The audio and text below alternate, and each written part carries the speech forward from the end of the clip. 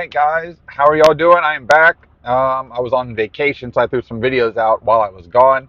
Went on a cruise, came back, and everything is green due to the pollen coming off all the oak trees in Florida.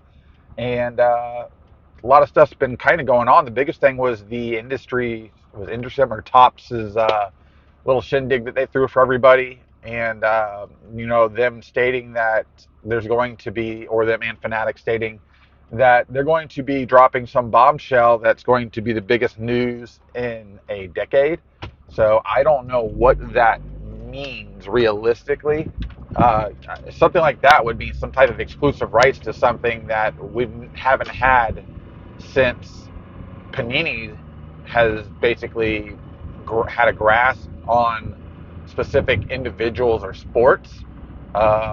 It could mean that they've obtained some special relic, like maybe Thor's hammer, and they're going to break Mirror up for us and put it in a card. I don't really know. It's going to be interesting to see what they say. It may be like one of those things that when they say it too, and the rest of us go, so what? Okay. The frozen refractors, seen that coming a mile away. I've been talking about stuff like that uh, over 10 years ago. I came up with that type of stuff. There's a couple of things I still have. They still don't think they're going to ever figure out. But we'll see. We'll see what they do. Maybe they can reach out to me and I'll work with them. I can be a consultant for a little while. I don't mind that one single bit. To be honest with you, at the end of the day, when you make certain product like that or something that you want to hope people enjoy, that you create um, a history to it and desire, you know. So kind of like the refractor originally, what it was is, very rare item. It came out of Topps Finest, and now it's in everything. So Kaboom, I'm completely over with. What's the other one? Downtown, completely over with. All those, both of those could actually be better cards. I would love a Kaboom on an acetate, to be honest with you, not on a paper card. And the downtowns would be nicer if they were uh, more detailed, because they literally look like they're asking AI to make them a kitty version of a football player with city-oriented things, and they're just no. I don't even think they're that rare, to be honest with you. The gold kabooms, yeah, those are rare, stuff like that. Gold downtowns, whatever colors they put them in now. But again, not for me. I'm not running around trying to kill me to chase that stuff down. I have the Mahomes kaboom where he's falling while he's throwing. That's by far one of my favorite kabooms because it's an actual moment that happened that is extremely memorable that will always be in his highlight reel. I think things like that, and then maybe if they put the date for the event of the photo on there, that way you can kind of depict what game they're talking about or the event. I know they're talking about bringing in more event used material.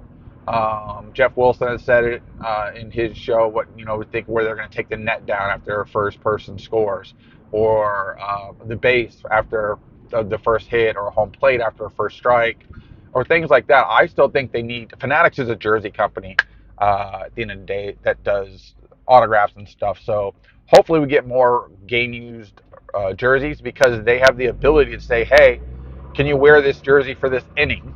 Can you wear this jersey, you know, half the game, and at halftime swap it out, and we'll keep this one and you can keep the other one? Because the players like to give their jerseys away too. So there's going to have to be a little bit of give and take. And I don't think they're going to try to be like, hey, we need, 50 jerseys out of you this year. I think that would be a bad direction to go because of what the players like to do with their own jerseys. I mean, how much is a game used Tom Brady jersey worth? You think he's just easily giving that thing away? No, because he knows it's worth, enough money to make all of us rich for, or never have to work again. That's the messed up part. At that point, you should be donating them left and right. But they're his jerseys, not mine, and I didn't play anymore, so he didn't get no more. Ha. So, but other players have that type of longevity, latitude, and value to themselves. So I don't really know. I know the hobby with retail has turned to straight watered down crap. I haven't bought a retail box of anything now for months, and I walk in and I see it get stocked. I still know when that stuff's going to happen, and I don't want any of it. At this point, I've actually been buying some hobby stuff online or some other things like you've seen me rip. recently, but still within a price point. Those archive snapshots, obviously throwing them together quickly, but on card autos. And $25, you're guaranteed an auto, and you get it's a total of 11 cards, and you have hand numbered variations of cards. Again, much more personal, much more cool in my idea. It's not a serial number. Somebody had to do that by hand. Whether it was the player, I don't think so. They just autographed it, but it's still on card.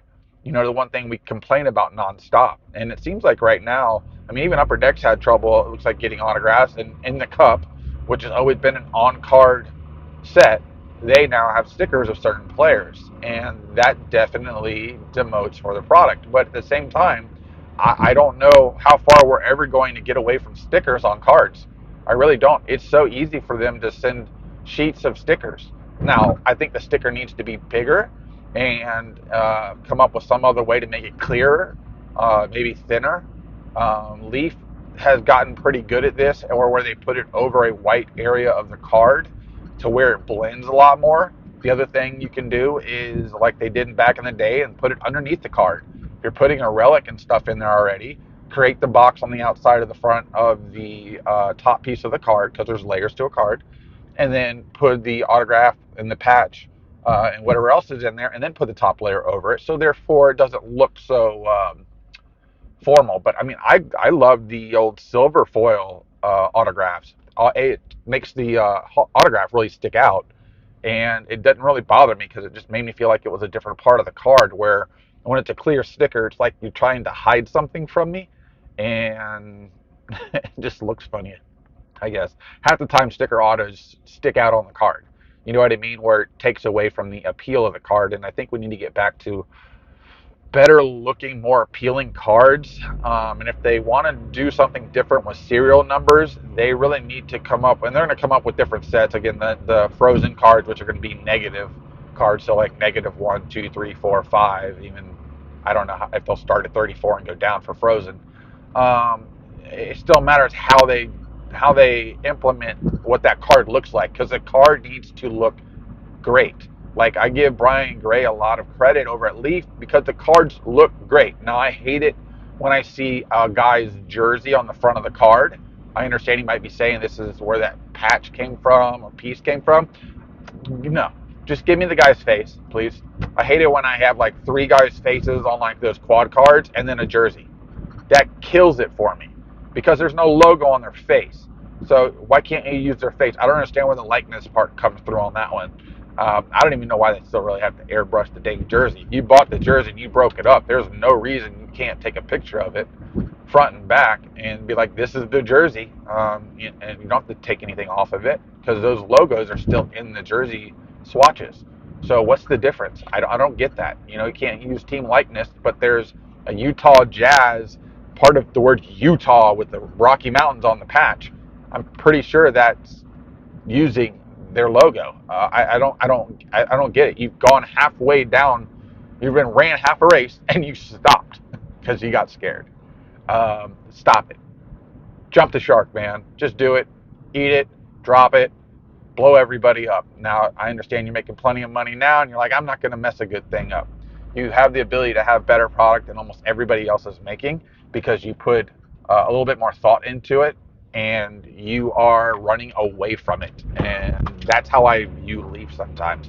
Because there's a lot of cards I look at, and I'm like, wow, this is great. But that new in the game piece of material where like you made 10 different, 1 out of 7, 1 out of 10, 1 out of 1 this color, 1 out of 1 that color, 1 out of 3 this color, when you realistically made 200 cards of a player in different variations with multiple levels of the insert or serial numbers. There's a better way to do that. I just almost would rather at that point not even have serial numbers, because people are like, oh, this is a 1 of 1.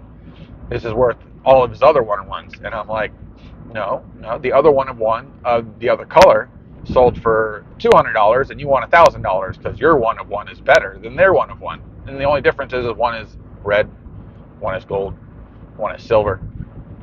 It's the same picture, the same diagram. If anything, the aesthetics may change because of the color, but that's it. But That's a hobby problem there. Same thing with the Pro Set Pure. I love the Pure set. Those glitter cards that came out, I love them because they're fun, exciting, and they actually look good. They do a great job of hiding the sticker on the card. Pro Set Pure is just that throwback to the '89 Pro Set, which we all love, and they did a great job with that too. I really like the Pro Set Pure cards this year. They're done really really well.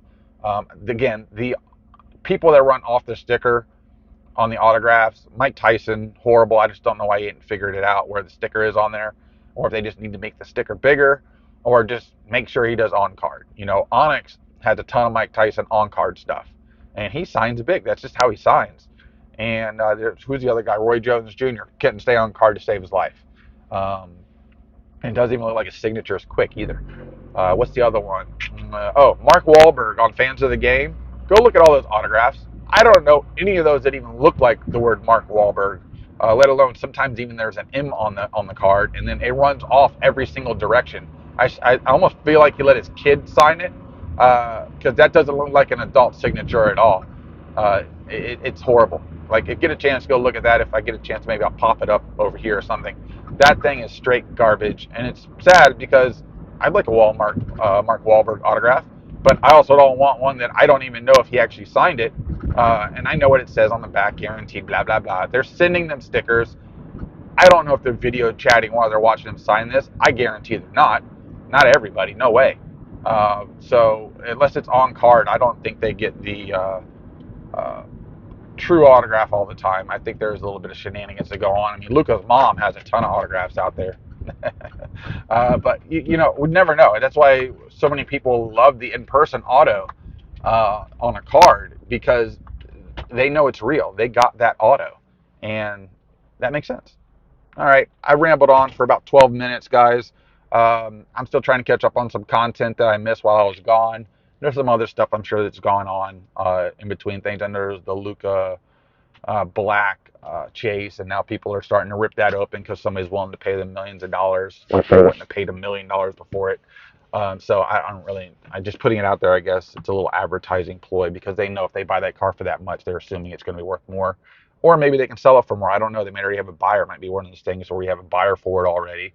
You just have to find it, and they're already willing to pay that. So, all right, guys, like, subscribe, leave a comment, and I will see you soon.